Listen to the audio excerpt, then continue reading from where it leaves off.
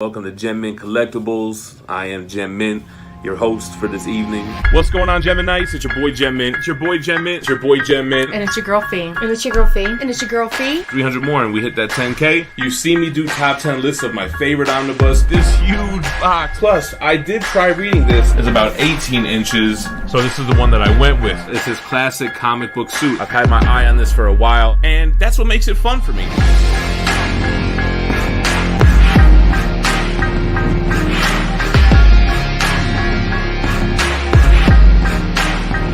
Stay minty fresh. Minty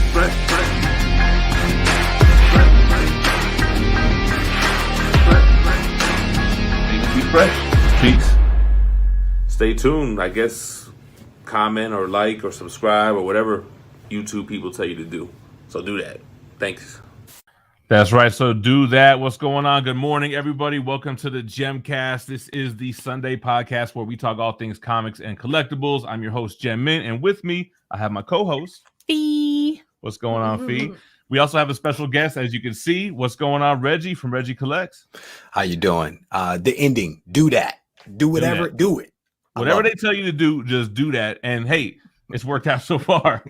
Good morning, everybody. I'm excited to jump into this live. You know, as always, it's a live interactive show. So whatever you guys talk about, that's pretty much where the conversation goes. But I'm sure Reggie and I will connect on some other things as well. Before we get into all of that, though, as always, we got to give a quick shout out to the sponsor of this video, a place where you can get all your omnibus and collected editions, Cheap Graphic Novels. Cheap Graphic Novels is your online home for brand new graphic novels and collected editions up to 50% off cover price. They pride themselves on packaging your books so they arrive safely and in excellent condition, as well as prompt and helpful service. Check out their bargain bin for even greater deals up to 90% off cover price. CGN is excited to announce that they're now taking pre-orders. They're making it easier for you to ensure that you don't miss out on the hottest releases.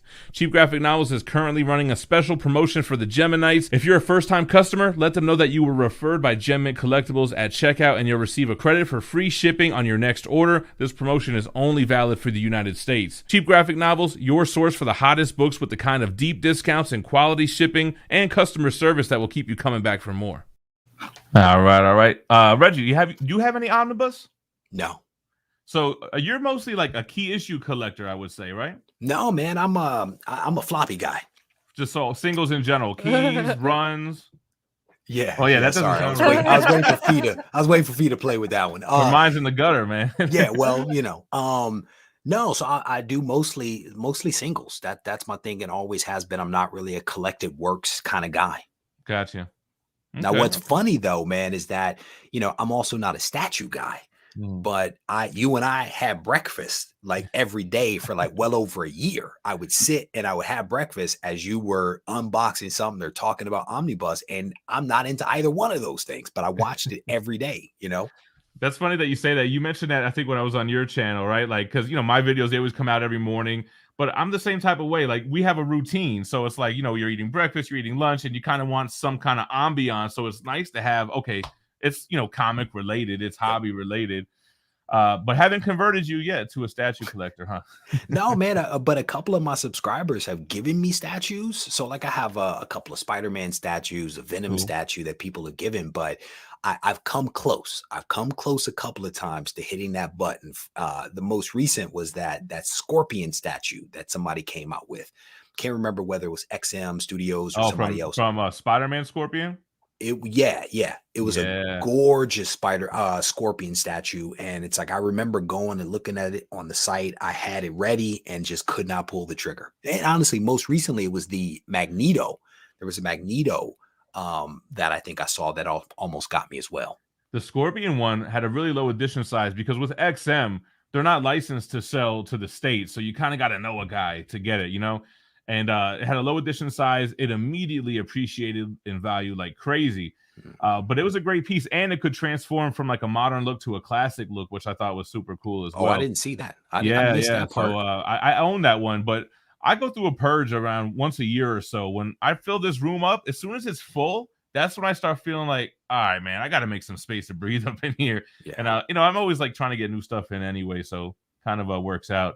Yeah, I've seen the videos with the boxes in the garage and all that stuff. We just kind of did a little garage day yesterday and cleared some space, so that was nice because that also gets you know, the walls are closing in on you. Yeah, and then he just sees it as new real estate and he fills it immediately. It's a never-ending cycle, man. So he's a good collector, is what you're saying. Empty space has to be filled. It's a simple thing. Yeah, that's true. Yeah, I'm the type of collector where I like the hunt, but I don't like to hoard. You know what I'm saying? So I'm down with getting rid of stuff when it starts to get too much. The cycles fuel each other. They do. It's a back and forth. But I tell you what, it's a perfect combination for a YouTube channel because you're constantly having new stuff come in and offering pieces like Scorpion, which I ended up selling to somebody who really wanted it. So it's a beneficial relationship with this channel and the hobby. Shout out real quick some of the people in the chat. We got Harm A, moderator extraordinaire. Our good friend Terrence Addison was good. Craig Ori. Terrence says, reading the title of the video, hope you're all right, Gem. So the title of this video is I pulled a Hammy trying to be a comic book SWOLDIER. And I always try to make these titles kind of connect with the guest. So that's a saying on your channel, to be a comic book SWOLDIER. Can you tell the audience what does that actually mean? Yeah, man. So I came up with the idea of a SWOLDIER when I was in the process of going through like this collection of 100,000 comics. And I'm like, you know, literally neck deep in this collection as I'm lifting these boxes and moving them around, trying to hunt in this collection.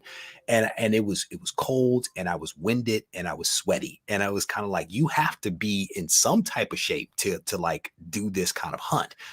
So that was like the fitness part of it. But I'm also a former competitive bodybuilder turned comic book collector who also appreciates military inspired things. So this idea of a comic SWOLDIER was just something that popped into my head one day and I just decided to run with it.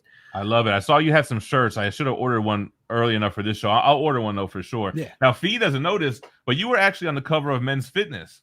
No, it was Fit Figures. Fit Figures. Yeah. But yo, my man was like sculpted, statue sculpted physique, man. So that's impressive. Congratulations on that. I know you said you had to give it up kind of like for family reasons. Was it because it was too demanding with working out, with eating right, with going to shows and such?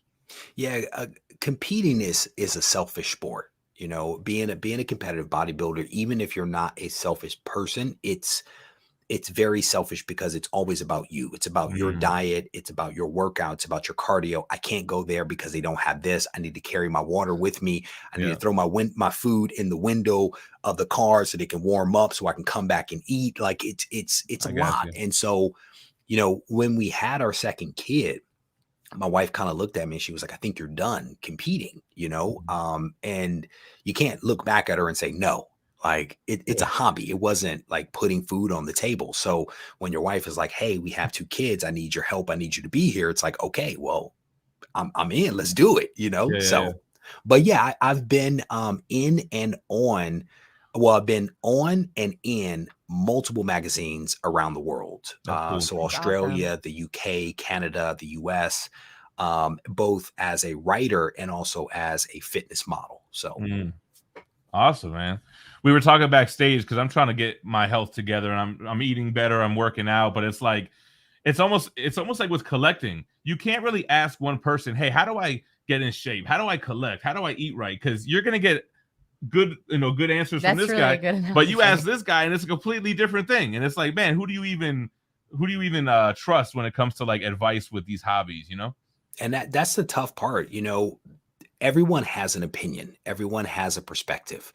And the question really becomes, what is it that you are trying to accomplish for yourself? Whether it is your collection, what is your goal? If it's your level of fitness, what are you trying to do? And so I think that once you decide on that thing, then you can solicit feedback from trusted people. And then you have to apply some kind of filter to it. Like what makes sense for you based upon your goal. It's you funny know, how but then the other part is, who is the source of the information? You got to consider the source. There's a lot of information out there. You can take it in, but you still have to filter through it and decide what's true, what's fact, what makes sense. Right. Like I'm not going to take collection advice from someone who hasn't really amassed an impressive collection. Just like I wouldn't take fitness advice from someone who's not in shape. Or financial advice from someone who doesn't bag and board their books. So the saying is, never trust a chubby trainer.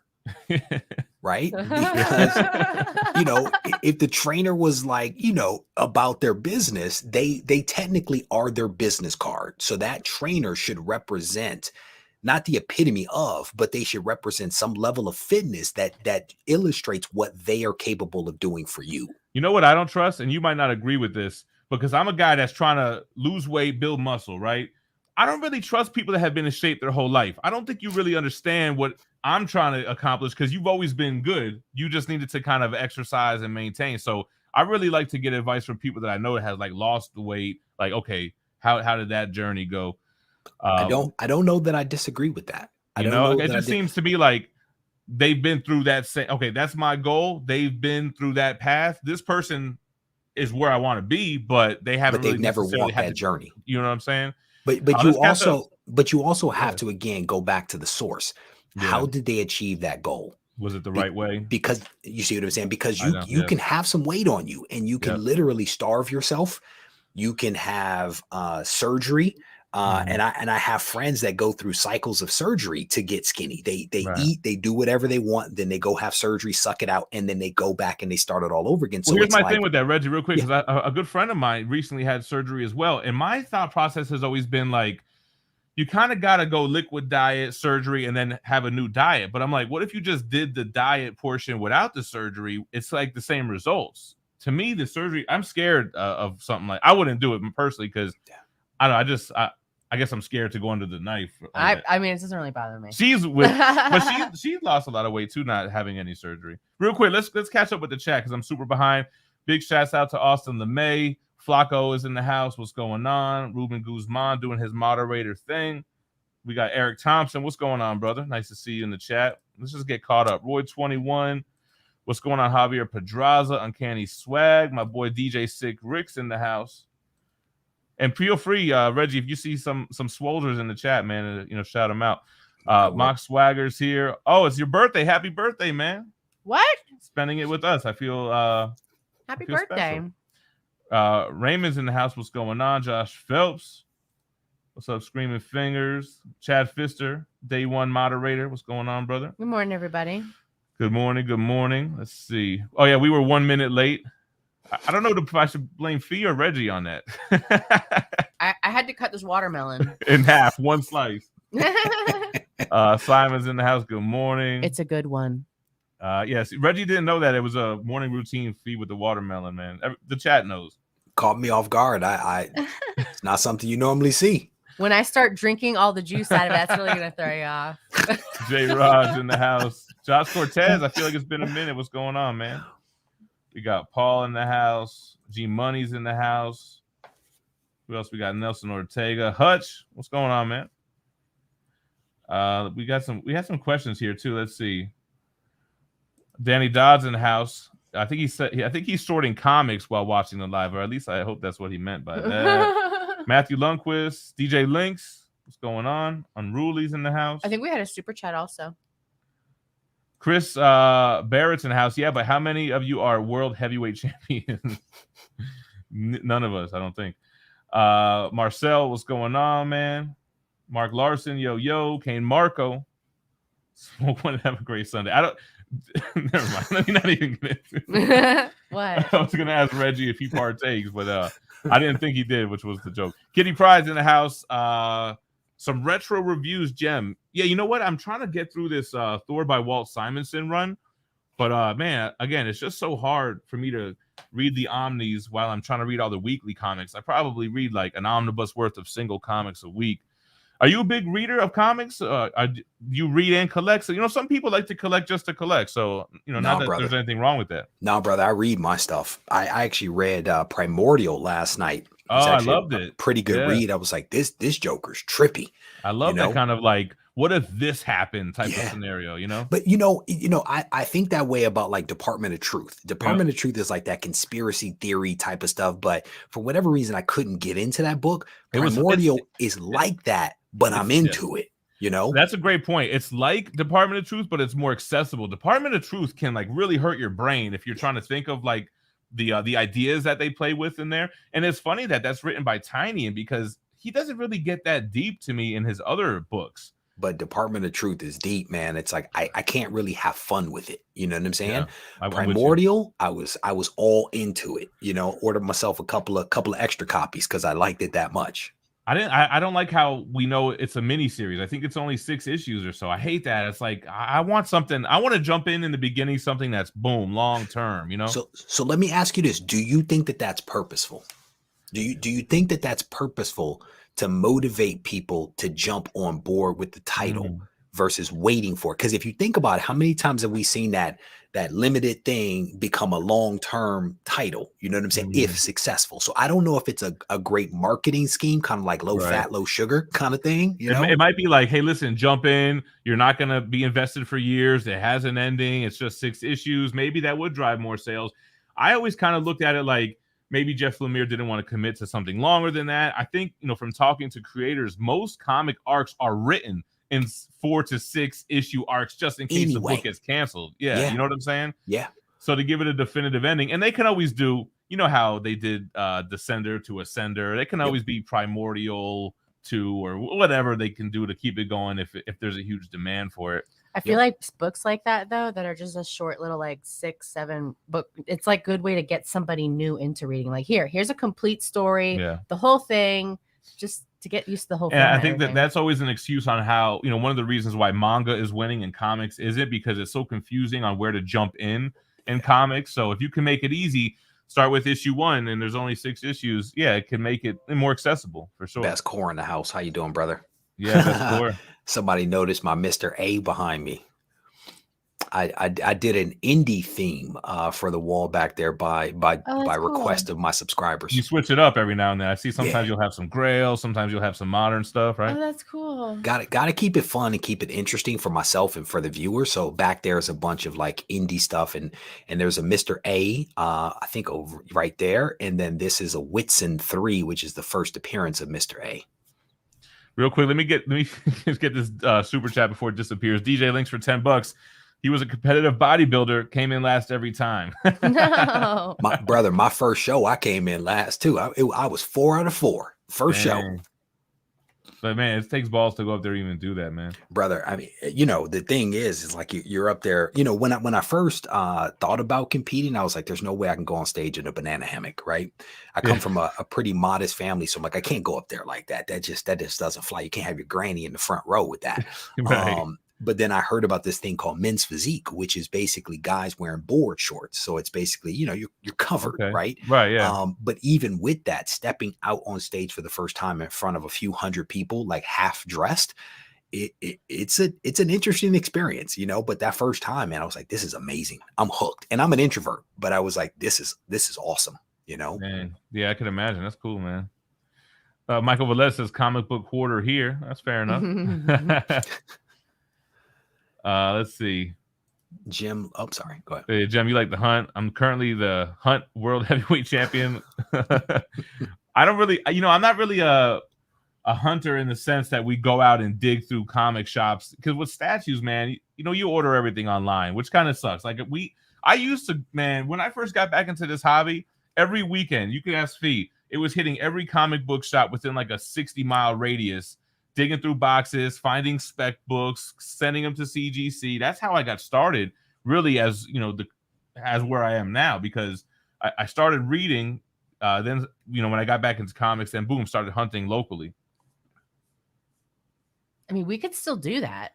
But we could go do that. But in South Florida, you had amazing shops, man. So let's go to all of them in the country. Past, present. That's Bueller's living that dream right now, man. Yeah, it's I love it. That's such a thing that I would have done. Like, I'm down to sell a big portion of the collection to fund this new adventure, which is kind of what I did with this YouTube thing. And I could even see myself or us doing that in the future. Like, yo, let's get a nice RV and just do some, traveling. And I'm in. That's what she wants to do. I've been wanting to do that for it's so angry in here. You say it right now because I've been screaming. I know we'll eventually do it. We'll do it. I'm gonna tell you, I have no interest in driving. Can Yeah, I that's fly the to these thing. shops? Because if I can fly, I'm on board. I See, get I'm not, sleepy after driving 30 minutes. No, I'm I not don't want to flying. fly. No, I'm not doing that. Mm. Will you fly when we have to? But man, I do not like flying. Really? I I'm am- asleep before the plane takes off. I can't. No, my I can't kids fall laugh at asleep. me because I'm literally, my heart is gonna explode in my chest because I've got so much anxiety thinking Really? I'm not a good Man. passenger. That plane puts me to sleep. The engine I rocking, can't. I'll I go had right never to sleep. once fell asleep on a plane in my life. I can't do it, man. I've never once felt safe on a plane in my life. Yeah, either. Uncanny Swag says, "What's it gonna take to get you into this statue today?" What's up, Cover Lover Comics? Fee Harm says you're a bum. Where you been at? Oh no, where? What's he talking about? Phelps a bum. Where is he at? Oh, Phelps. So I thought he said Fee. You bum. Because Fee she took a break, man. So three episodes or so. Jim, thanks for spelling my name right, brother. I definitely Yeah, I know it's appreciate not that. 2 G's. I noticed that. Appreciate Oof. that. Yo, I'm the same way. Well, they'll hit you with Fee with the F-I. What's up, Phi? Or FEE or Phil. And most of the time for me, it's right on the screen. Never trust the chubby trader. I'm telling you. Yeah. Javier says not familiar with Reggie, but just subscribe. You know what I like about Reggie? What I'm kind of envious of your ability to have a new topic, comic related, every single day. Yeah. Like your video is very much like a visual podcast with a topic of the day, comic related. They don't come to me like that, like those type of ideas. So No. Where does the inspiration come from when you come up with your like video ideas? Man, the inspiration comes from everywhere, to be honest with you. What I really enjoy is being able to explore the various aspects of this hobby, right? Because in my mind, even though we're collectors, we're not just one dimensional. We're not just collectors, right? We're husbands, we're fathers, we're collectors, we're investors, we're speculators, we're homeowners. And so I enjoy exploring diverse topics that pull on these various strings. You know what I'm saying? So one time we could be talking about, goal setting, and goal setting is something that applies to comics, but it also applies to life in general, right? We talk about finding balance with this hobby. Why? Reggie, let me stop you there. So Yeah. goal setting, what my problem is when I reach a goal and don't have another one, and I feel like this emptiness. And I gotta remind him all the time. I gotta remind him he's working to on set a new goal. Fitness Yeah, goal. so like I try to do financial goals and stuff like that, and I reached a big milestone, and I don't really have the next one in the works yet, but I am working on my health, my fitness, and we're doing the gym every day. We're eating right. Well, Fee eats what she eats. I eat randomly. Good. I don't think the fitness guy would approve of a half a watermelon breakfast, but it works for Steph. But anyway, so I feel like a shark that has to keep moving when I don't have that next goal to set, right? Yeah. So the question is, why not set multiple goals at the same time? Why not set bigger goals that I guess I have for the long-term goal, but I haven't started really building toward it yet. And that's where I'm feeling like I got to start making a move, man, because I know what I want to do, but now I got to initiate the steps to get there. So the thing is that a goal is not a wish list. A goal is not a New Year's resolution, right? It is not just a simple statement of I want this, right? You have to break it down, and people can Google this SMART. It's specific, it's measurable, actionable, right? It's realistic, and it's time bound. Those are the essential elements of here is my goal. Here is how I'm going to get there. Here's what I'm going to do in order to achieve this. Here's how I'm going to track my progress within this time. What I did for the last big one. Like I did phases. I'm like, all right, this is phase 1. This is phase 2. This is phase 3. I guess we just got to get, we got to map out the next goal. Make it happen, brother. I know it's kind of vague for everyone in the chat, but I don't really want to get into all of it. But yeah, but getting back to your original question, again, it's a thing of just exploring these different topics, because I recognize that the audience is not just one dimensional. I also recognize the fact that to keep it interesting for myself, I want to talk about lots of different things. And so I do that, and I have fun with it. And I think the audience also benefits as well. But my sources of inspiration, man, literally come from everywhere. I'll be washing dishes and an idea will hit me, and I'll write it down. And, I keep a lot of notes on backing boards where it's like a single, not even a sentence. It might just be a couple of words those couple of words will become a video. Yeah. So, I mean, I think if you guys collect single issues, key issues, Reggie's a great channel, but you can also apply it to whatever you collect as well. Cause it's great. Like like how we've been talking so far. Like it could apply to whatever you're really into. Yeah. Shout out to my man Steve. So he's local. We go to the same gym. We're planning to go there right after this stream. Usually we go earlier, but the Sunday streams take precedence, man. But we'll be in there. So, speaking of the gym stuff, I mentioned in like the title, I pulled a Hammy. Reggie's somebody that I consulted because I know you're into fitness. And Did you? Yeah, I hit him up because I was doing legs. I don't skip leg day. I actually really like doing legs because I'm strong with legs, like most people are. I love doing the leg press. With hamstring curls, I've always been really strong with hamstring curls. Like I used to do the whole rack, like no problem. So I was doing hamstring curls, and I went like a little bit heavier than I normally do. And I do reverse pyramid. So I do 4 sets, 12, 10, 8, 6, and I increase the weight each time. So on the last set, like on my 4th or 5th rep, I felt like a small circular explosion in the back of my leg. You could even tell it was circular? It felt like a little ball pop. Like it felt like a pop, but it felt like an explosion in my leg. And I said, oh, shit. Right away, my biggest concern was like, I cannot hurt myself and not be able to keep working out. That's my biggest worry because I was like, I'm on a roll. I'm down like 20. I'm building muscle. I'm doing good. I know I can reach my goal with this if I could just keep it up, right? So I did it, and I'm like, oh, shit. Let me wipe down this machine and just like see what's going on, right? You really were able to wipe down the machine? I was able to wipe down the machine. God. So I was able to do that. Then I'm standing up, and I start feeling a little lightheaded. I'm like, all right, everybody chill. It's not that big of a deal. And then I started feeling dizzy, and I'm like, oh, shit. So I sat down. I text Fee. She's on the I'm on the treadmill. Zoned out. And I'm like, yo, I think we got to go. And then she comes to sit down. I start full of sweat. I was like, we've been here. We haven't been here that long. We haven't been here half an hour? Half an hour? Yeah. Not even, because I only did squats and that. So anyway, I'm full of sweat. I feel like I'm about to pass out or throw up.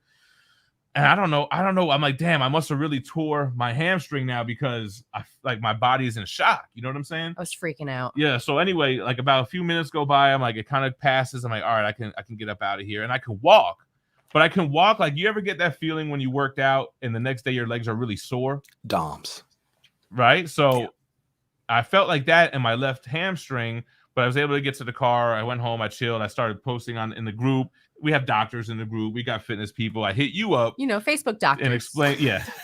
I guess I'm just looking for the answer that I want to hear, which is, hey, you'll be that's fine. The perfect place to go and find. I was saying go to a doctor. I'm like, it didn't feel that bad because I could walk. Even that same day, I could walk up and down the stairs. But technically, you can break your arm and you can still use the arm. That doesn't mean you didn't hurt it. So I didn't know that. And but if I stepped a certain way, I could feel it clench. And I was like, all right, I got to just stay off of it. So even today, like I don't really feel it at all, except for like, I guess if it gets super isolated and flexes, I could feel it's like a little crampy. Like I gotta take it easy on it, basically. Yeah. Take it easy.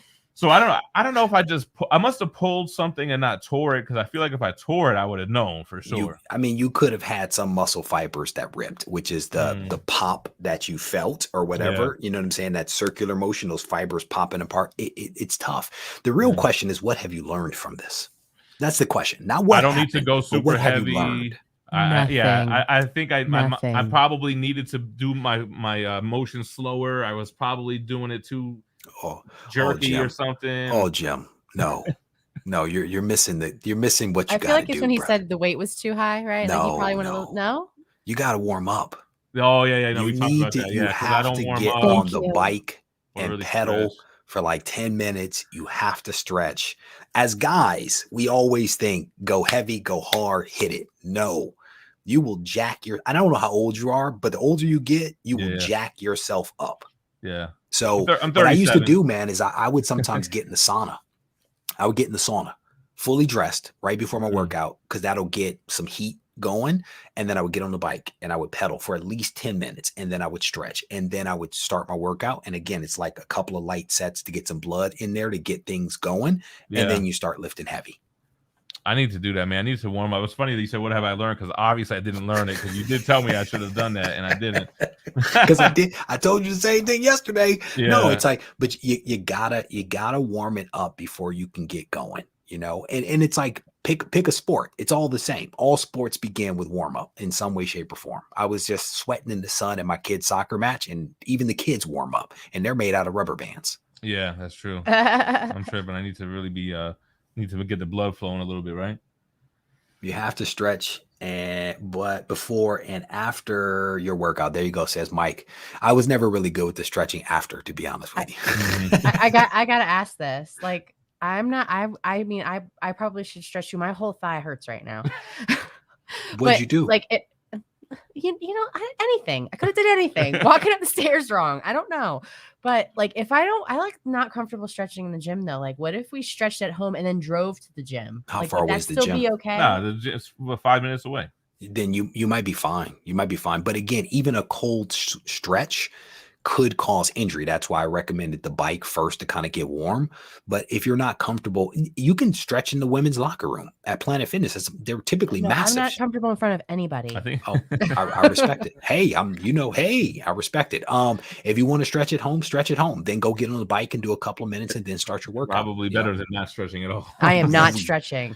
Yeah. Wesley Jones, tying back to what we were talking about earlier, seems to be a lot more limited series this year. I think it lines up with contracts, trades, like trade paperbacks, and they can come back with a new #1. Yeah, so unfortunately, it might be a little bit marketing strategy. It could be a lot of the reasons. But I like what Pandoro says. The shorter the series, the less filler it has, and the pacing is much faster. Pros and cons.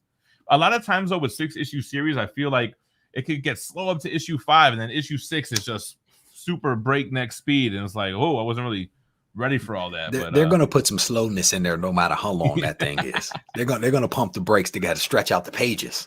Do you keep up with a lot of modern stuff, or do you really read the back issues mostly? No, I read everything because of the channel and because of like live streams and what people want to talk about. Right. I try to stay current with everything. So Makes sense. I'm reading Primordial right now.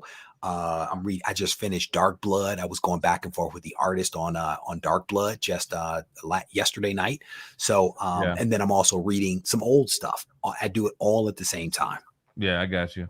Yeah, so Specsman says Silver Coin was supposed to be a 5-issue series. Yeah, he kind of planned it for that, but since it was successful, they're like, all right, boom, we're gonna go another round. Yeah. Like I do some things with the Blaze Studios, and the Blaze has these short arcs. It might be like 6 or 7 issues, and then it's still like Gung Ho, but it's like Gung Ho Sexy Beast or Gung Ho some other subtitle, and they just keep rolling it. That makes sense. Entity over in Missouri. Shout out to my Andrea holding it down on my neglected Twitch channel. Man, we will be back with a big return on Twitch. I'm thinking when we get the PS5 and stuff. Hey, Jim, get Chris Barrett's comment. This dude, he is such a nut. Which one? Whatever happened to the days where warm up was a cigarette and a beer? Oh, some light cardio. That was the 80s.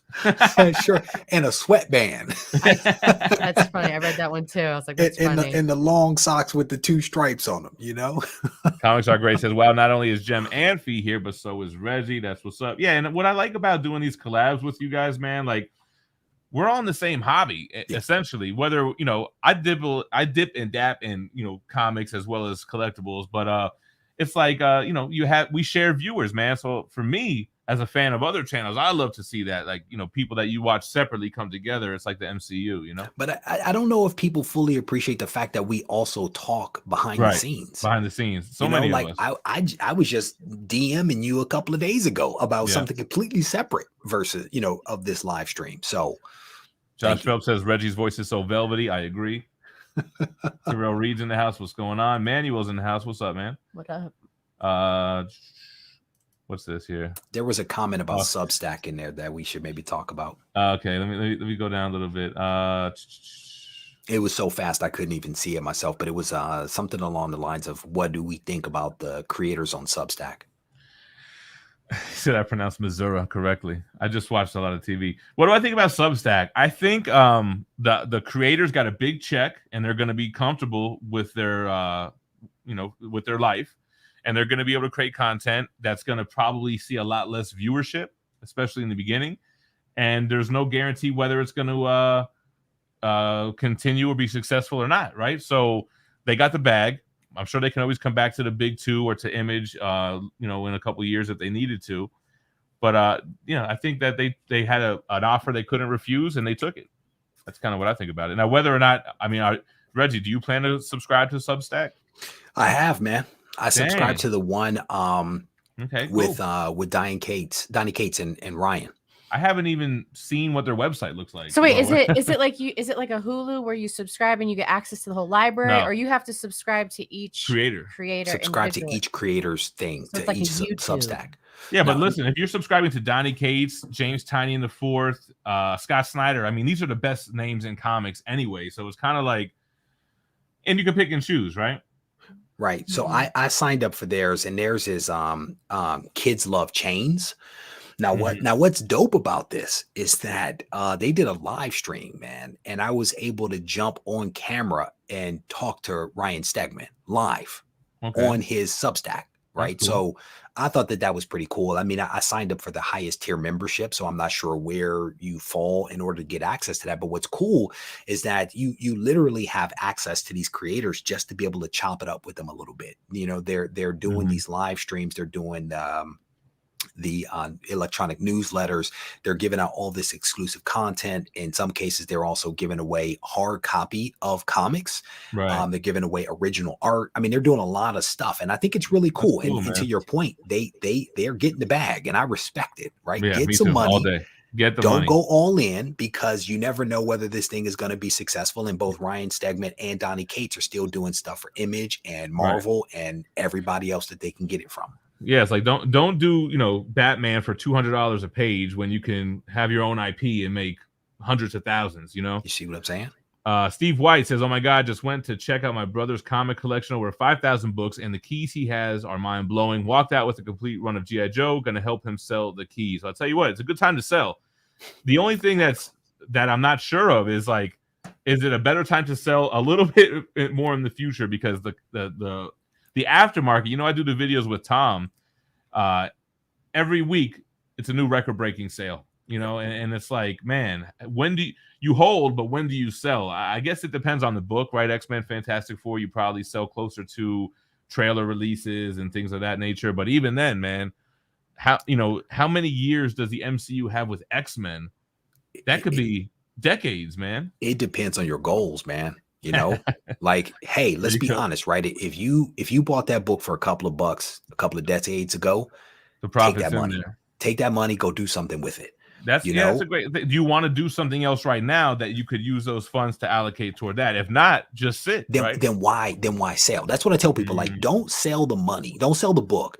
Get the money and nickel and dime the money away, and then you have nothing to show for it. Like, if you want to sell it and go buy a car, or if you want to sell it and pay for school or kids' education, go for it. But don't sell it and have nothing to show. That's just not a good look. So that's a great point. To DJ Sick Rick's point, I think the problem with we're not seeing a lot of marketing from the creators is that the bag they got doesn't incent them to do so. They don't really have to promote it because they already got paid. So I don't know. Yeah, I never hear anybody talking about people's Substack projects, you know. So once you sign up for them, man, but then I you get the emails every day. Yeah, almost every day from Donnie Cates and Ryan Stegman. But they don't promote. You know what's funny? Even these guys, they'll have big fans, but they don't really do well social media wise, right? They'll have YouTube channels that people don't even know they have them and stuff. Yeah, that's true. Maybe that's just not their strong point. They're good at doing what they do. What they may need to do. You have to be invited to something? No. Like, as a creator, do you have to be invited, or can you be like just an individual and be like, I want to sell my stuff on Substack? Substack's got to basically offer them a deal. Okay. You know, so you'd have to be approached by Substack, I would assume. Well, I can go sign up for Substack right now and do my own thing. But that's what I'm asking. I'm not going to get that grant money. I'm not going to get that grant money, though. But Substack paid them a big upfront thing, so you could do. It's like basically OnlyFans for comics. That's a way better description. So anybody can do it, but OnlyFans might want this superstar influencer because they have. Reggie's subscribed to the comic book OnlyFans. They're cleaning up their act in October. All bets are off now. I heard otherwise. I heard they were supposed to, and now they're not. Oh, look right here. Boom. The guy said took the words. Oh, there you go. Yeah, that's exactly what it is. That's funny, man. But yeah, what these guys may want to do, man, to be honest with you, is get that grant money, right? Because the whole thing is the grant money is supposed to tide you over while your subscriber base actually increases, right? They're supposed to balance each other out. Instead of taking that money and going to spend that money, they might need to get a team of people around them to actually support them, to help market them, because I don't think Substack is going to do that, right? But And I why think wouldn't Substack do that? If Substack, from the gave you numbers the I'm money. hearing, they dropped a lot of money on the grant. So you would think they had a marketing budget. Yo, we just gave this guy this. We need to spend this much money letting everybody know that. Maybe. I don't know. Maybe. I don't know what they're expecting. But if I were one of these guys and I just got a nice stack of money, I would hire a couple of my buddies that were good at social media to put up some posts to help spread the word, to drive more subscribers, to make my fall off, my cushion from that grant to the regular income that comes in from the subscribers, make that a little bit less. I'm seeing all your comments, figure drawing. I just let you know they're not going to waste. I appreciate it. I think they'll change their format to where it's like you pay one amount for access to all of them. I think people will be more inclined to come to Substack. I think that's what Ross is pretty much saying here. It would make sense if you could have an all over Substack subscription. Yeah, maybe Substack says, listen, man, give me $120 a year, you get access to everything, or something like that, because they need to recoup as well, man. But then how would you allocate that cash? Yeah. Let's say you have one creator that's actually giving away original art, drawing, giving away original art, doing live streams. You have another creator that's a writer that is just issuing a newsletter every 2 weeks. How do you balance that out? How do you quantify how much of that $125 they should get? I think maybe that's why if you do it for a year, because I think they're just recouping off of the grant anyway for the first X amount of years or whatever from these creators, right? So, but if a creator's not going to be incentivized to do more for their fans because it's like, well, I'm just going to get paid the same amount as this guy who doesn't do diddly shit. So, well, maybe you can be more genre specific, comic book creator package, or I mean, that's not up for us to figure out. They need to figure that out for themselves. But the bigger challenge for me, to be honest, is keeping track of it all. Between the LCS books that come out every single week, right, all of the indie publishers that are releasing things, the Marvel DC, now you've got the Substack with the digital stuff. I mean, it's a lot to keep up with. And like, I don't do this as a full-time job. You know what I'm saying? So it's tough to keep track of all the moving parts with this thing. Castro, says, thank you, brother. Substack's the WCW of comics. They're giving large downside guarantee contracts that won't pan out. What? Uncanny Swag saying, will Substack force the big two increase pay or take rules off of what? I don't think the big two is going to do anything different, man. They're probably just watching like they're like, you're going to come crawling. They're back. watching like Snoop Dogg and Baby Boy right now in the car. Like, what are these? They're not doing it. They're not going to do anything. Just watch it. Because the thing about the big two is they have the IPs, man. Like they have Batman, they have Spider-Man, so and they'll find another writer and another artist to draw it, and it'll be fine. And there's you know how many hungry artists that are wanting to catch a break. There are good launching points to make superstar creators too, man. You get in there, make a successful run on a character someone loves, and then man, you're gonna get people to follow you on your image book or your Substack content. The reality is that what we're seeing right now is nothing new. We've seen this cycle of artists and creators pushing back against the industry and going out doing their own thing. We saw it with in the 80s, you saw a lot of it, like with PC Comics, for example, Pacific Comics, right? You saw it with Comico. You saw it with First Comics and Texas Comics. In the 80s, there was a plethora of indies that were out there. And then later on, you saw Image do the same thing, getting advice from guys like Jack Kirby that were like, hey, you need to eat too, right? So go do your thing. So this is nothing new. It's nothing new. And then you even have now this new online set of like creators that are crowdfunding their own books, and some have big movements, some are just indie creators. So yeah, it's been happening since then and continuing to happen in different ways now. Turtles with Mirage, that was so crazy too, and that's the biggest ROI too, when you have your own IP and it pops. You can always count on Deuces to come here talking about Turtles. Hey, I'm never going to shy away from a Turtles convo. Shout out to Matthew Sanchez becoming a member. Actually, this month, September, we're doing ×3 gem crates. So that means 3 gem crates for each member tier, and for the Facebook group, we're giving away 12 gem crates. 12 gem crates, omnibus, hardcovers, single issues, all kinds of swag. So you definitely become a member if you guys want to be in the drawing. You'll need to be a member by the end of September because we'll do the drawing around the last weekend of the month. This is Right. the YouTube membership thing. Is that what I'm seeing Yeah. right there? I haven't turned that on. I haven't played with that yet. I'm sure you'll get some support. So the thing is, Yeah. you kind of have to come up with some exclusive content. So we have 3 tiers. Each tier gets early access to videos. Then like the mid tier to the high tier, we'll do some behind the scenes stuff, which we probably should be doing more. And then the highest tier, I used to do like how make the hobby fund itself content. You know, so I did a couple of videos on that. But what's always guaranteed is the gem crate. So you're put into a drawing each tier, and each tier gem crate has more and more stuff. So the top tier has like an omnibus, a hardcover, trade paperback, single issues, and then the mid tier will have all of that, but not an omnibus. You know what I'm saying? So it kind of they get tiered like that. So do you just pull the omnibus off the shelf back there and box it up? No, there's an art to it. I like to try to mix all. I like to get Marvel, DC, Marvel. I like to put up something of everything inside. And we have a section of giveaway stuff, like whether publishers send us stuff or viewers, and all the stuff that's given to us, we give away. So I'm the same way. I've got a couple of boxes behind the scenes here that is like just off to the side stuff that has come in the last like 2 weeks that has to go back out. Well, it piles up, and then some people don't claim their prizes, so it backs me. So I'm like, we need to do major giveaway. We need to do 3 gem crates for each tier. I need to move this stuff. Oh, okay. It's Dirt. Changed his name. Okay, go. Let's see what's going on there. All right. So yeah, a lot of people with the Substack thing, they're saying they're not seeing it being a long-term thing. You know, I have my skepticism as well, but you know, we have to see how it goes. I agree with, I don't think there's enough marketing behind it. I don't hear anything about Substack whatsoever. And I know Reggie, you said once you subscribe, you get a daily newsletter, but they need to do some more, I think, broader marketing so that people are aware it's even a thing, man. The challenge, of course, is getting the creators to continue being creative, writing stories, doing art, right, and having them market it as well. That's a tall order. So the thing is, either they're going to have to hire some people to support their efforts, or Substack is going to have to step something up, which is I think your point earlier, Jim, that Substack is going to have to come in and spend some extra dollars to market these guys. Because I think there was like a live stream where a bunch of these Substack guys got on shirtless, which I'm like, I don't know about that.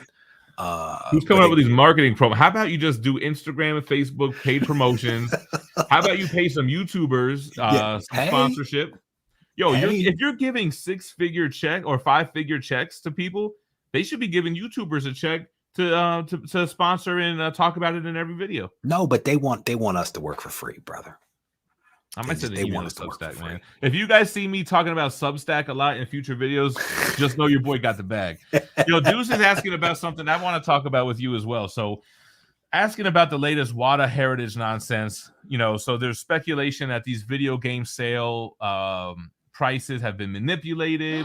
What? And the fear is if that's what's happening in comics, because like I mentioned earlier, Tom and I do these videos. Data is all provided by Key Collector. Record-breaking sales for key issues. Is that happening with them as well? Now, I think Heritage and is Heritage and Metropolis the same? I don't know. I don't think so. Are they? I don't know either, but I would hate to think that's what's happening. That would suck. But I don't know. What are your thoughts on the whole? Are you familiar with what's happening with that? Oh yeah, brother. We cover all the scandals on the show. So is the WATA thing proven? Is that like a fact? So I don't know if it's proven. And it's the whole Mario game selling for $2 million, right? What? Yeah. So basically, the argument is that there was some collusion between the people at these organizations to prop up WATA as a respectable grader of video games, and then there was some manipulation of those games being graded and then sold, driving the prices up to record-breaking highs. I don't know if it's true or not. I would say that when someone tells a story that connects a lot of dots and they do so in a really, really great fashion, it is believable. Should you believe it? It was a good argument. It was a good argument, and you're hard pressed to like pick it apart. You know what I'm saying? Because it was full of a lot of facts. But I think that everything should be taken with a little bit of grain of salt, because we don't know the truth of what has happened. It's not a good look. That's how I phrase it. It's not because a good is look. that what happened? So it was the co-founder that was buying and selling graded games. That's what Deuce is saying.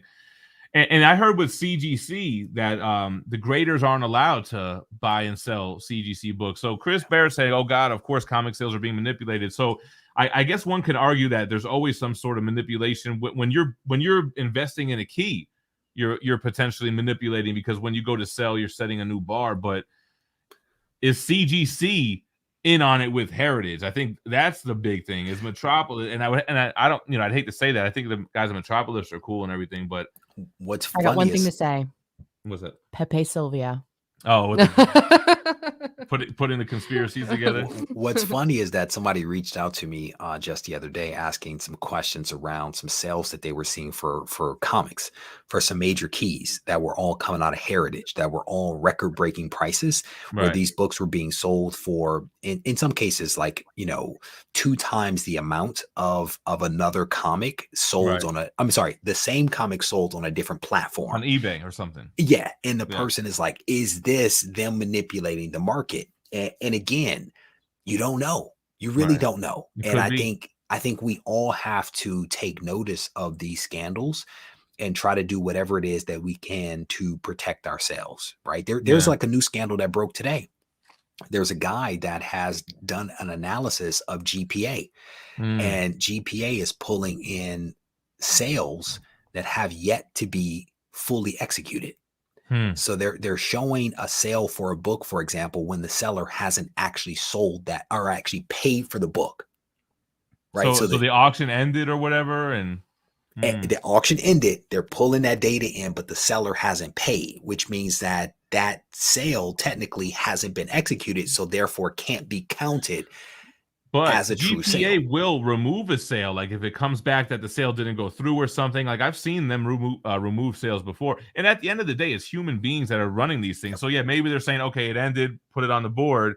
Maybe they got ahead of themselves and maybe they moved too fast. But I would say definitely. The person actually went through it and talked about it a little bit. Yeah, there are people behind some of these things. And the question is, could someone that has bad intentions manipulate that situation, knowing that the data gets pulled in and eventually gets taken out? But what happens in the interim? That was kind of like somebody overspends in the interim. Or another book comes up for sale that somebody has another one, and now you see them. Okay, so that's how they can say, okay, this is what it's worth now. Buy mine. That didn't go through, but you still bought mine. That's what the person was saying, and what we think is happening is that GPA may be scraping the data, so they're not getting the data from eBay. They're scraping the data, whereas other pricing services are basically paying for the data, and they get more up-to-date information of completed sales. So it's just one of those things that, depending upon how someone tells a story, it paints a picture that may not be fully accurate. And again, I don't know what the truth is with these things, but in many cases, when you look at them,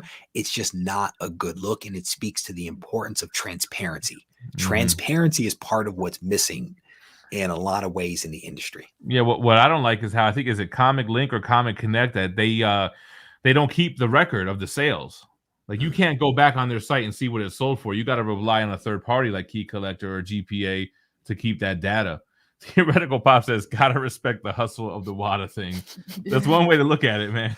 But what's funny, I thought WADA was the only company that was grading video games. Like when you said to make them a respectable name, I was like, that's the only person I ever heard of. You know what I'm saying? Like, there's another that had been in the game long before WADA came on board. And you got to think, WADA hasn't been around all that long.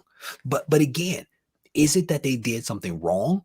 Because it's certainly not wrong for people that are running organizations to affiliate themselves with other people running organizations. You know what I'm saying? Now, when you start doing like unethical stuff, like you are part of the organization and you're buying and selling, now that's when it gets shady. Yeah. But it's like somebody can make up a conspiracy about us. I talk to you, you talk to Tom, I talk to Tom, we talk to Gary. Like we all talk behind the scenes and then occasionally come on air with one another. Somebody can make up a conspiracy about us, I've seen it. I've seen what? I've seen someone a conspiracy. Tom is manipulating the market and Gem's in on it too.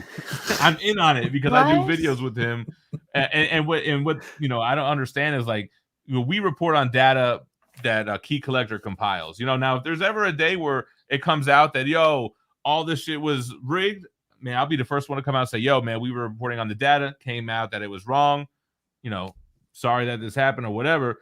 Forget everything I ever said. But what makes me me believe the big sales is that people spend a bunch of money on fake money. Like, people will buy cryptocurrency. People are investing now more You're than gonna ever. get people going nuts in the comments. No, but what I'm saying is people are investing in mention cryptocurrency, which is not even a tangible thing that appreciates in value. So it makes sense to me that collectibles that have a finite number are appreciating in value. You know what I'm saying? Stuff that you can't reproduce, which is like the lore of Bitcoin. There's a set amount and it's not all mined yet. You can still mine some. So that has multiple aspects that get people interested, miners and people that invest.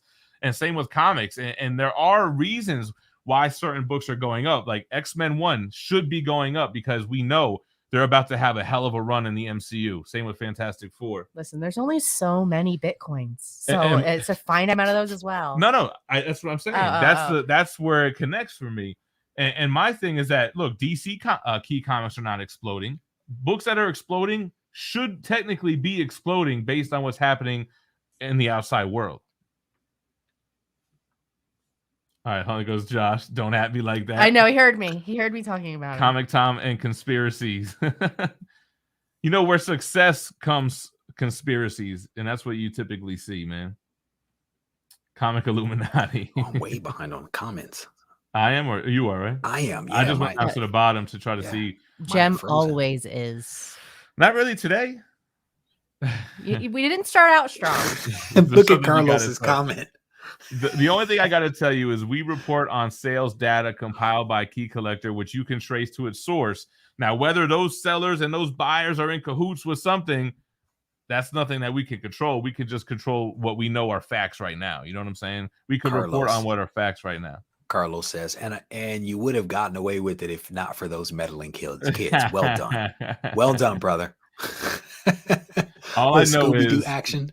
Reggie could convince me to buy into anything. The thing is, man, I don't really tell people what to buy, you know, because I personally don't think it's my place to tell a grown person how to spend his or her money. But we could follow trends. We could say, look, man, what we're looking at is an upward trend in this book. Now, if you want to jump into that, that's on you. We can look at trends. We can look at data. I can give you my opinion. I can give you things to consider. But I always tell people, never start a sentence with Reggie said to buy this. Because no, it just doesn't work that way. Well, who's in cahoots with Key Collector? Tom, supposedly. You know what? I don't want to get too much into Tom's business, but I would ever just say, look at the model of what he's doing, and you would realize that he doesn't need to do that. Like, hey, the guy, I've always respected his hustle. His hustle is crazy. His business sense is top notch. Like, you see Tom, and you might see a guy who's hyper and flailing about. But if you talk to him like Reggie and I do, you'd be like, yo, this man is about his paper, man. Like, he's good at what he does, man, and doesn't need to sell books on eBay to make money, to make an extra $4. Right. He doesn't need to do that at all, man. So I don't want to get too much into what he does, but he hit me while I was at my kid's soccer game. And I was like, yeah, I got a minute. Let's talk. 30 minutes later, I'm like, so he's been around those combos. Yeah, oh man, he hit me with some stuff yesterday. I was like, oh, you're throwing these numbers at me, and I'm over here sweating, trying to stand in the shade of this tree, you know, and try to catch some of this stuff. But you can make suggestions, but not direct sales. There you go. Oh man, Nick Barucci in the chat. What's going on, sir? $100 super chat, paying the day essentially. 3 of my favorite comic ambassadors on one stream. I love it. All you guys are genuine and give sound advice and help the industry grow. Thank you for being so great. Everyone hit that thumbs up button and help Gem's algorithm. This is market manipulation right here. See, we got Dynamite Entertainment in the chat. We appreciate it, Nick. Thank you. Thank you so much, man. Dynamite has been doing something. They're ahead of the curve with the YouTubers, man. Like, Dynamite has given so many opportunities to us, myself, Pressable Defects, Very Gary. I don't know. Did you guys work on anything yet, or we go back and forth? Yeah, we go back and forth. I've had a couple of conversations with Nick and the guys in marketing over the last several months, and we have not done anything, but we talk a fair bit. You know, you got to wait for the right opportunity. And that's what I was going to say. There's definitely an opportunity there. You know, so it's always cool to have those type of options, and you know, it's super cool, man. We appreciate it, Nick. Thanks for coming by. So Uncanny Swag is asking a really good question here. He says, doesn't GPA, Cover Price, Key Collector all gather from the same place? Do you want to take a shot at that one? Well, I'll try, because when I first started with GPA, they took they got their sales data from multiple auction houses. I think everything from Heritage to Comic League, Comic Connect, eBay. But I've always heard throughout the years, oh, they no longer take data from here. They no longer take data from there. With Key Collector and Cover Price, to be honest, I haven't done the homework to see where they all compile from. But I know for a fact Key Collector compiles from everywhere. He'll even compile with stuff he'll see through private sales transactions. So I don't know if you have any more to add to that as far as what GPA reports on. Yeah, but isn't Key Collector, and please correct me if I'm wrong, because it's been a while. Like, I talked to Nick just last night, but we weren't talking about the app. We were talking about something else. Which is not Nick Ferrucci, which is Nick from Key Collector. Correct. Yeah, thank you for clarifying that for folks. But isn't Cover Price is not a pricing service, right? You know what? I'm not really familiar with Cover Price at all. So I just said that because Uncanny Swag put it in the thing there. But Key Collector, I do not believe, is a pricing service. Key Collector or Cover Price? Key Collector app. Okay. Key Collector app, to my knowledge, is not a pricing service. Right. So it's not like GPA where you can go back and see prior sales of every book. It's more of reporting on what the brand new sales. Yeah, and I do believe, at least again, and somebody would have to check me on this, I believe that it's a rolling 3-month average, I thought derived from eBay. So it is not inclusive of all sales that are out there. And I think that it's just for raw books. I don't think that it's for graded books. Cover Price, I do believe, has both raw and graded pricing in their app, but I mean, not their app, but their website. I don't use that one all that often.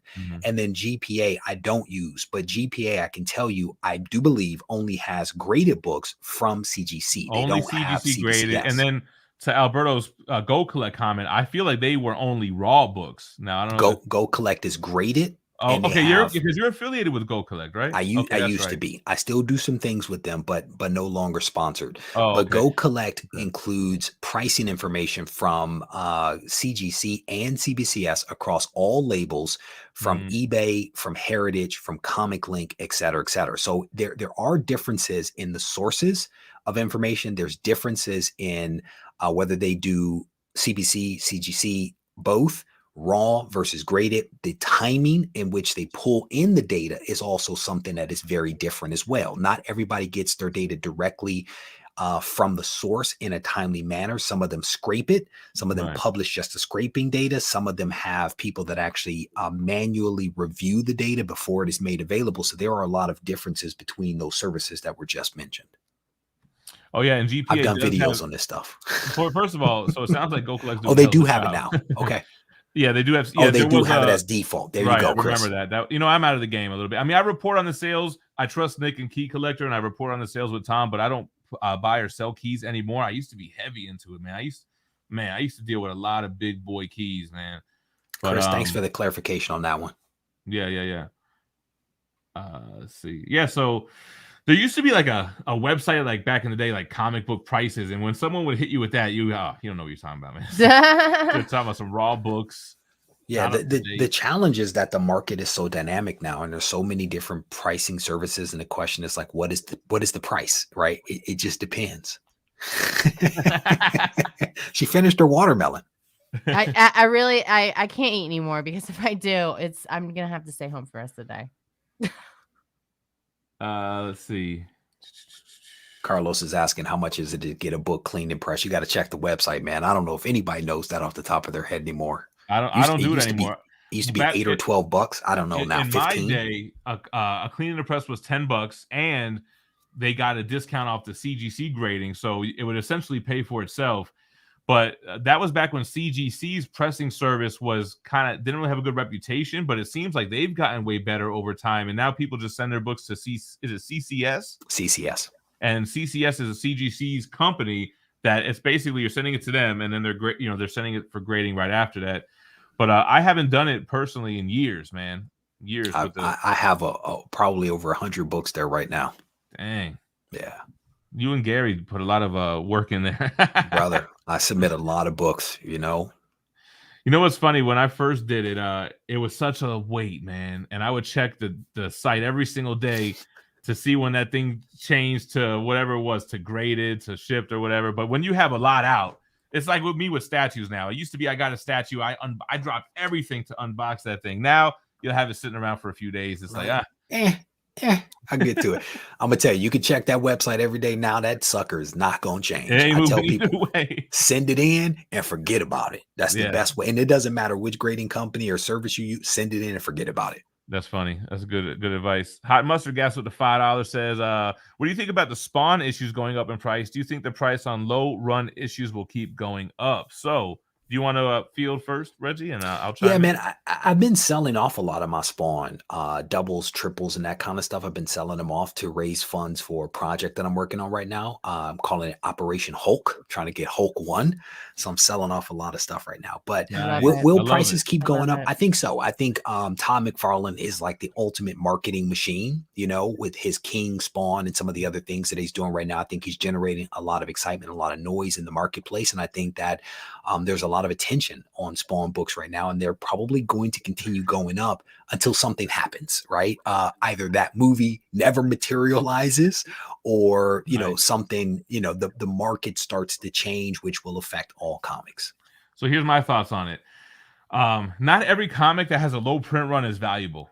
If I put out a comic tomorrow with 50 copies and nobody cares about it, it's not worth shit. The thing is, Spawn's got a lot going for it because it's super hot right now, and people want to put together the 1 through 300 and something run.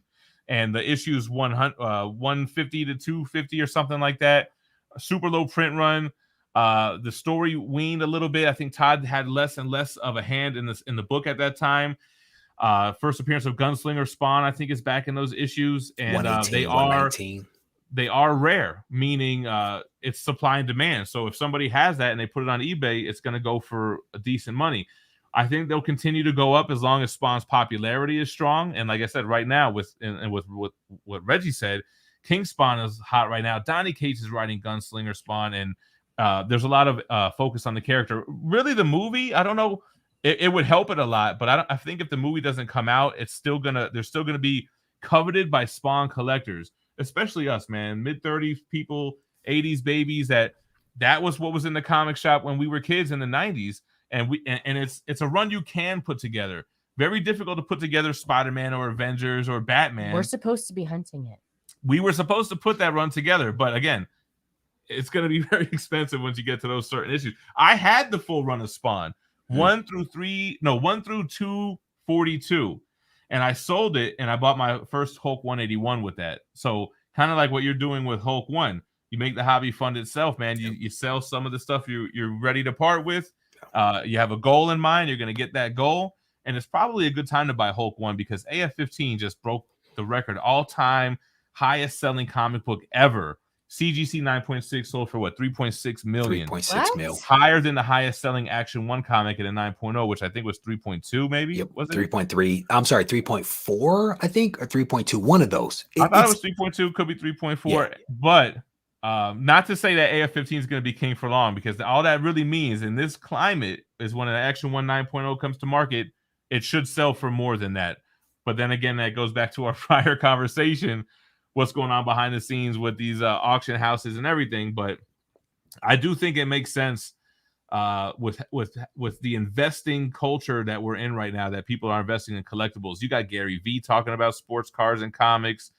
And they're proving themselves. Now, again, if a Wada Games incident happens with CGC, forget about it, man. I'll be buying key issues if that happens. Let me tell you something. I refuse to buy key issues right now because of how inexpensive they were in comparison when I was collecting them 2015 or so, you know? So if the market crashes, I'm a buyer. I'm buying all these keys that I used to have at delicious prices that we're not at right now. I'm not calling no man delicious. I didn't call them. I said the comics. Oh man, a couple of good comments in there. I'm going through them. Okay, pressing at CGC's $15 for modern, $30 for, I guess, what, a more valuable book. Yeah, value tier. DT's I actually, talking about big books. Speaking of which. I think I saw DT mention. Yeah, you guys know each other, right? Yeah, we go back and forth a fair bit. I've gotten to know this guy. Yeah, so DT's kind of in the same realm where he's into key issues, he's into statues as well. Shout out to DT. He's doing some serious stuff over there. You know what's funny about Gunslinger Spawn? He said issues 174, 175. One time, me and Fee went on vacation to visit your brother, I think it was, right?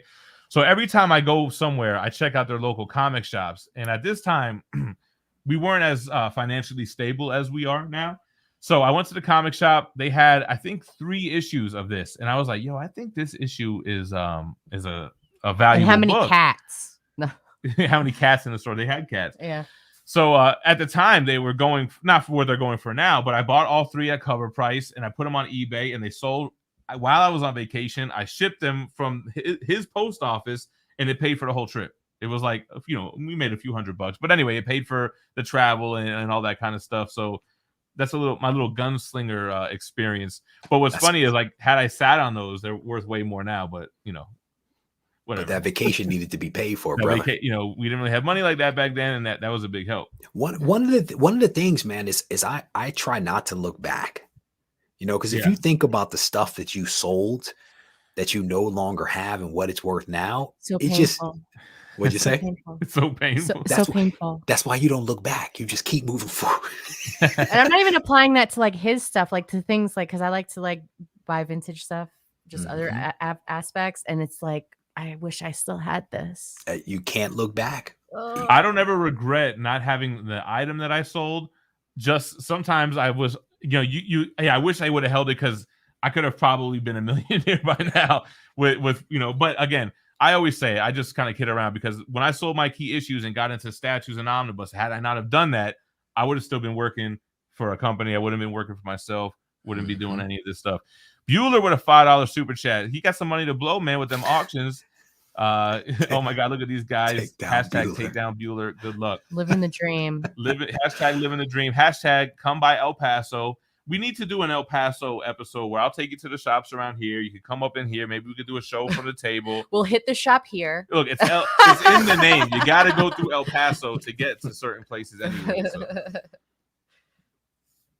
Which is why I don't sell. The thing is that there are so many different schools of thoughts when it comes to selling comics. I'm a big fan of, again, not telling people what to do. What I try to do is I try to take the money from things that I don't necessarily need and I buy something that I really want and I don't waste the money. Right. So it's like, even though I know I no longer have this other item, if I do it smartly and buy something I really, really enjoy, I look at that thing. Whenever that thought comes up about what was sold, I look at this thing that is probably now worth a lot more and that I enjoy a lot more than the other thing that I gave up. That's how I kind of reconcile it in my mind. And I also tend to sell doubles and triples, not the only copy that I have of something. And that helps as well. They're giving some good advice. You got to think about what you bought with that money. And if it went up, that's the key to it all. Yeah. What I bought with that money appreciated as well. And, helped further along the dream, versus selling it and then nickel and diming the money away and not being able to remember what you actually spent it on. Jared Smith says, hey, I got a good bit of cash saved. So which book should I get first? X-Men 1, Hulk 181, ASM 129, TMNT 1, Cerebus 1, or Superman and Batman 6? What is that one? Is that Batman Beyond? Superman, Batman 6? Me, out of those books, I'm between X-Men 1 and Hulk 181. I think you're good with either one of those. I think I'm leaning towards an X-Men 1 just because it's on such a upward trend, because Hulk 181 has always gone up no matter what. Even when you had Wolverine Origins come out, when you had flops of movies or whatever. And it's a good buy too. I think it's always a safe buy, but I feel like we're going to get X-Men movies. We're going to get Wolverine movies too, but we've had Wolverine movies. Like, okay, hold on. We've had X-Men movies too, but we haven't had MCU X-Men movies. I'm just feeling that X-Men 1's the best buy out of all those. I don't know. What do you think, Reggie? Completely agree. Hulk 181 defies logic. It's been a while since I looked at the data, but there's like 11,000 copies of it on the CGC census. I don't know how many on CBCS, but there's a lot of copies out there. And yet that book goes for what it goes for. If it were me, I would get X-Men 1. That's what I would do. Yeah. I mean, think thankfully, I have the first several books in that sentence there. I don't have Teenage Mutant Ninja Turtles on out. But TMNT 1 also had a crazy sale. I think the 9.8 it went for $90K in 2019. Now it just went for $264,000. Crazy. Raising eyebrows with skeptical, people, and I understand. I'm not. Fee, you I'm okay? not. What? Fee, you okay? I'm holding together barely. So if you sold TMNT 1 9.8 for $90K, and then 3 years later it goes for $264K, are you thinking about the money you bought with the $90K and not thinking I'm hiring a therapist to help talk me down? For me, what did I do with the $90K? Did I spend it on something that I had like to what you said in the beginning to enjoy? You should only really sell it if you have a specific goal in mind with the funds right then and there. So if you did that and bought a house, then be happy that you got the house, right? Not what could have been. And if you bought the right house, that house has probably gone up in value as well. Now, if you bought spend a car, it on something worthwhile. Now, if you buy a car or some other stuff, appreciating asset or something. Yeah. Right? What if you live in your car? There you go. Then how did you have a Teenage Mutant Ninja Turtle 1 if you're living? Well, you could. So Steve White brings up a good book I would like to hear your thoughts on anyway, but he's saying, Ultimate Fallout 4 is the same thing as Hulk 181. Modern book, not even a Bronze Age book. Tons of copies out there, insane prices, but a hugely popular character. Slightly different. In what sense?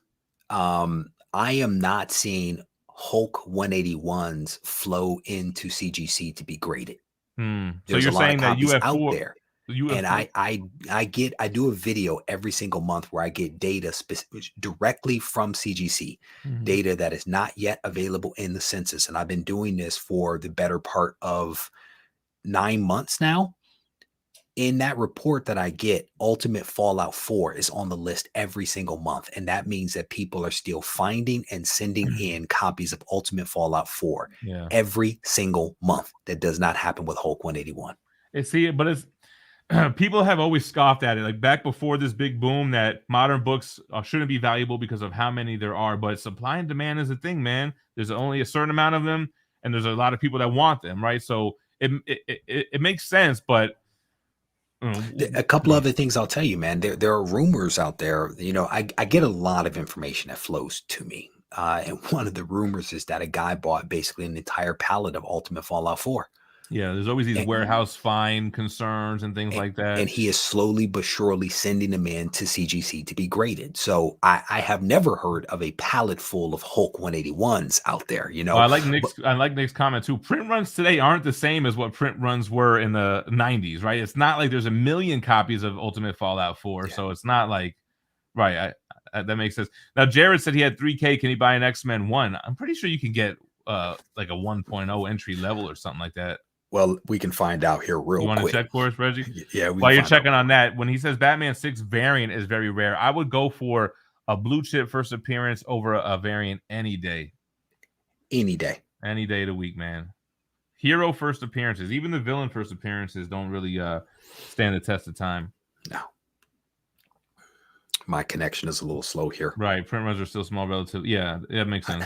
I did when I looked at some data once upon a time. It was a while ago, saying the average print run is around 25,000. The challenge, and I've spoken about this on the channel before. The challenge is that we don't have a whole lot of transparency in the market to truly know what the print run is for the books out there. And Nick is a publisher, so I'm trusting what he's saying. And I agree that they are not the same as what they were, but we do not know the exact number that has been printed. And that's an issue when you think about variant gate, what happened recently where these high ratio variants found their way into Walmart.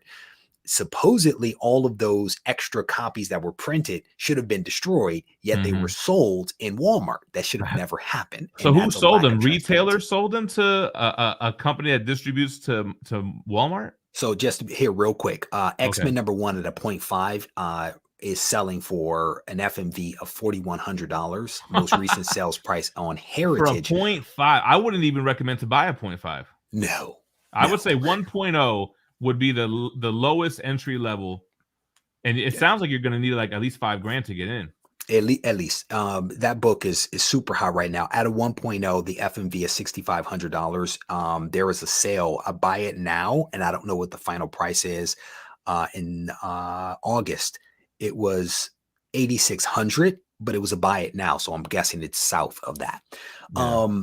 I can't remember. Oh, so what happened was some comics that these high ratio variants, 1 in 500, I'm sorry, 1 in 100, 1 in 500, 1 in 1,000, these exclusive retailer variants that were only supposed to be sold by one specific retailer outlet. Right. These types of books found their way into Walmart 3-packs and were being sold for a couple of bucks. So an artist that had, like, I think it was Patrick Gleason, I want to say, his variant cover of ASM 55, Spider-Man web cover. Gorgeous cover, found Yeah. its way into Walmart variant 3-packs. That should have never happened. And the question is, how did that happen? And Diamond blames Marvel, and Marvel has remained silent. And says Diamond sold him. Hey, that's it. But they came out with a statement. Diamond came out with a statement that basically said, we only did what Marvel told us to do, which is to send these books to Walmart. So Neil says 97,000 copies of Ultimate Fallout 4. But see, the difference between the comic book market now and the 90s is the graded company. CGC takes that 97,000 and says, okay, but this is how many are in 9.8. So now you have this, what do you want to call it? Like you know what I'm trying to say? They narrow it down. Yeah, to like, listen. It gets narrowed down to like, if you want a 9.8 copy, this is how many of them are. And that's the difference now between huge print runs of the 90s and before, CGC came about. So right now on the CGC census, there are 11,000 copies of Ultimate Fallout 4, and 3,000 of them are a 9.8. And that 9.8 is selling for $3,800. That was the most recent sale in August of this year. You know what other book surprises me a lot is that Edge of the Spider-Verse 2 and 9.8. That was a $150 book all day. There was always good spec for it. 150 wasn't bad for a new book with a character. It's like, it's kind of a first appearance. It's just another Spider-Man. It's Gwen Stacy.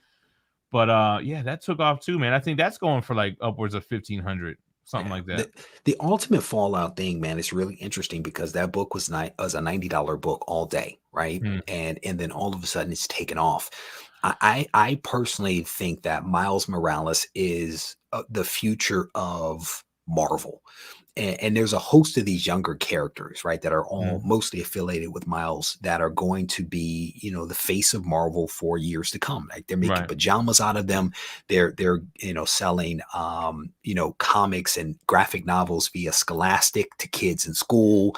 Right. I mean, they're going to be big. They have TV shows. They're probably going to eventually have movies and streaming shows and all. Yeah, video games. I mean, Miles and Miss Marvel and some of Amadeus Cho possibly is going to be factored into there. They're going to be big. And Marvel has always changed the face. At first, it was the Thing. Then it was the Hulk. Then it was Spider-Man. So, I mean, it would make sense that they're going to position a character to be the face of the brand. My whole thing is that, are those characters going to be successful, though? Because you can force feed characters, but if they're not successful, then that's a problem. Now, the thing is, I think our generation might not be as accepting of new characters being the face of the comic book publishers that we love. But what you said is a good point. If these kids are growing up with it as their sheets, as their lunchboxes, like we did with Turtles, they're not going to really know anything else. And that's what they're going to grow up with. And then that could work.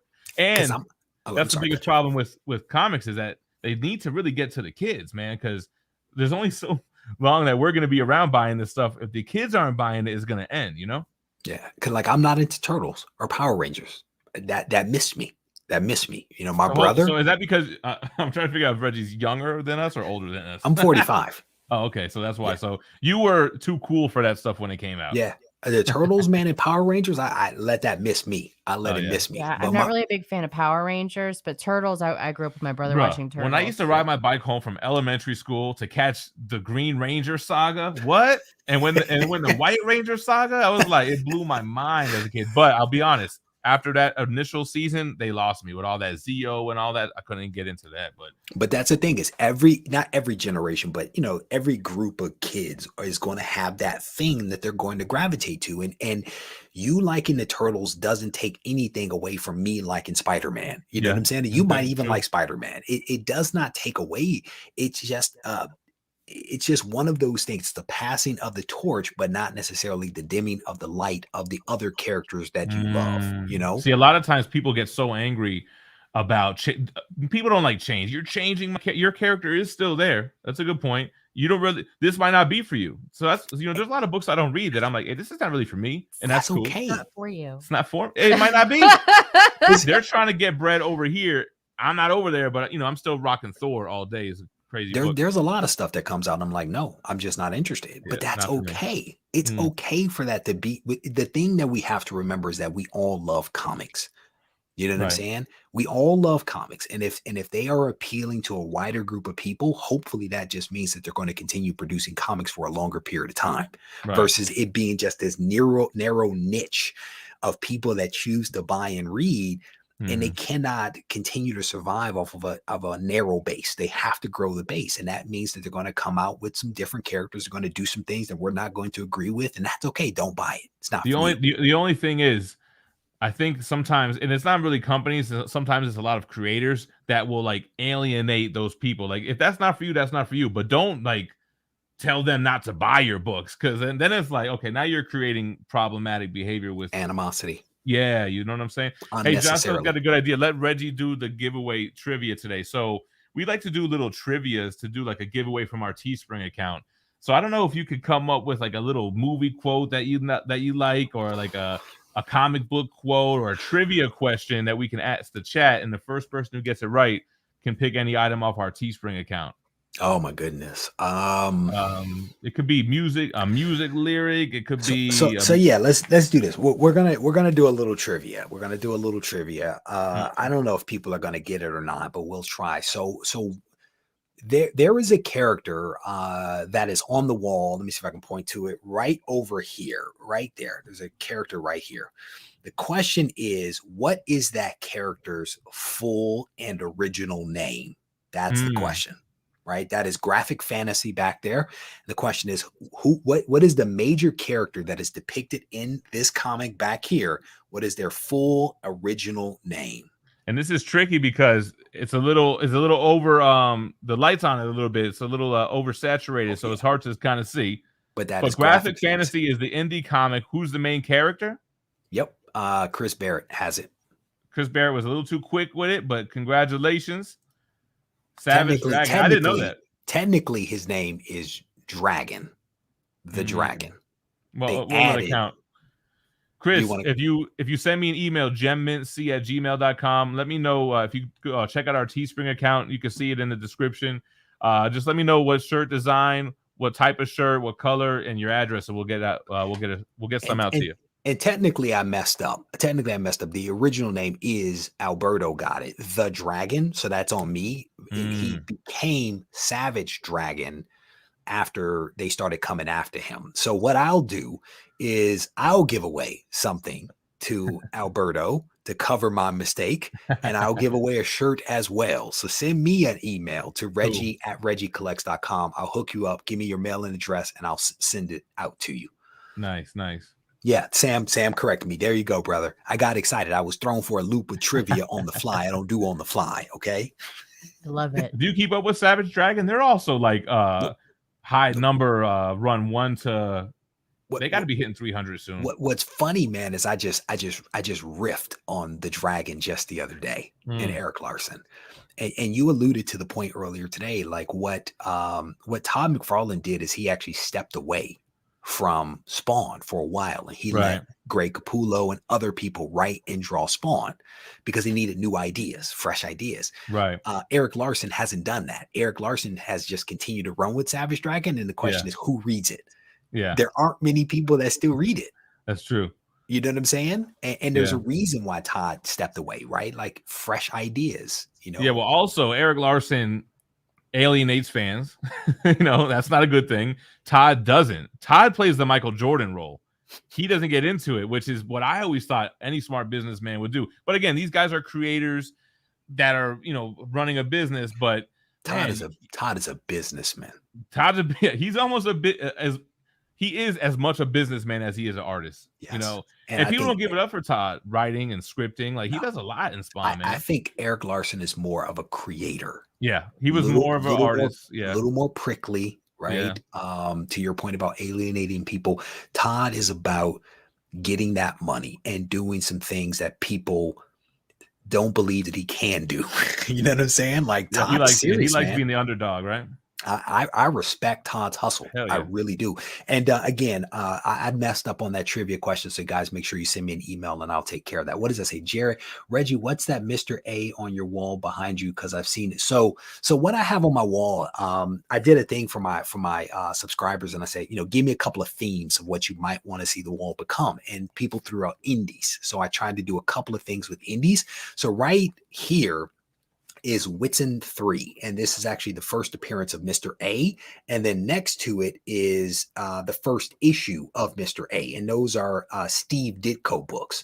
When Steve Ditko passed away, a lot of people started buying his original art and some of his more expensive comics. I went the opposite way. I picked up some of his more obscure things, like Mr. A is a character that Steve Ditko actually created that might have been behind the creation of Rorschach and I think The Question. I think they were inspired by Mr. A. Right. Okay, because I know Rorschach was inspired by The Question, so Mr. A is like the prototype to it all. I do believe so. And again, Mr. A is he's a character that believes things are either black or white, either good or bad, and that's what kind of makes him interesting. So you got Savage Dragon on the wall.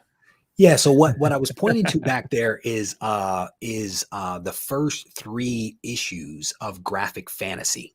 And Graphic Fantasy is a self-published comic that Eric Larson actually created with some friends of his in Seattle. And it is a hard book to find, and I was lucky enough to find a full set of it. So that's 1 through 3, and those are all signed with notes on the back from Eric Larson, and they're all hand numbered as well. So the Rob Liefeld question comes up. Now, Rob Liefeld, people are either going to love him or they're going to hate him. There's a very, very rare in between I see. Where's Reggie lie on the Rob Liefeld?